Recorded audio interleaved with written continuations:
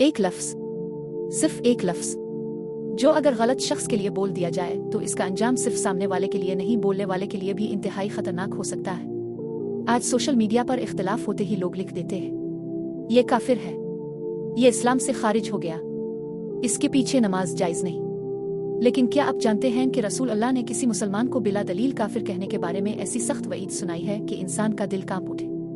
क्या हर गुनाहगार काफिर होता है? क्या हर बिदअत करने वाला इस्लाम से खारिज हो जाता है?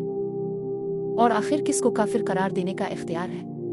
किसी मुसलमान को इस्लाम से खारिज करार देना यानी ये कहना कि वो अब मुसलमान नहीं रहा, तकफीर कहलाता है। ये कोई मामूली बात नहीं, ये सिर्फ एक राय या जज्बाती रद्द अमल नहीं, बल्कि एक ऐसा शरीफ फैसला है जिसके दुनिया और आखिरत दोनों में संगीन नताइज हो सकते हैं। इसीलिए अहले इल्म ने हमेशा इस मामले में इंतहाई एहतियात की है।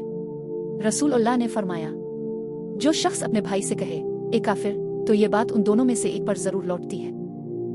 अगर वो वैसा ही है जैसा कहा गया तो ठीक, वरना ये लफ्ज़ कहने वाले पर वापस आ जाता है। सही बुखारी, सही मुस्लिम। जरा तसव्वुर कीजिए, सिर्फ गुस्से में बहस के दौरान सोशल मीडिया पर एक तबसरा लिख देना, और अगर वो शख्स हकीकत में काफिर ना हो तो इस सख्त वईद का सामना खुद कहना वाले को करना पड़ सकता है।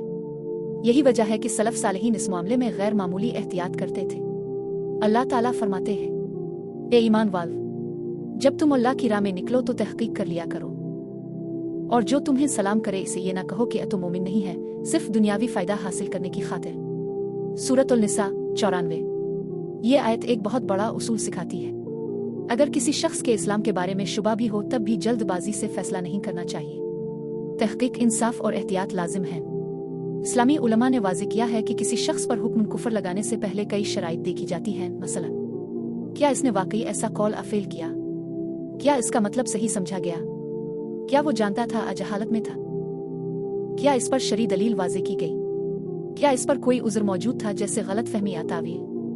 इसीलिए किसी मखसूस फर्द की तकफीर एक इंतहाई नाजुक शरई मसला है जो इल्म, इंसाफ और तमाम शराइत की तहकीक का तकाजा करता है, न कि जज्बात और सोशल मीडिया के फैसलों का। इस्लाम हमें हक बात कहने का हुक्म देता है, लेकिन इंसाफ के साथ। दीन की हिफाजत का हुक्म देता है, लेकिन इल्म के साथ।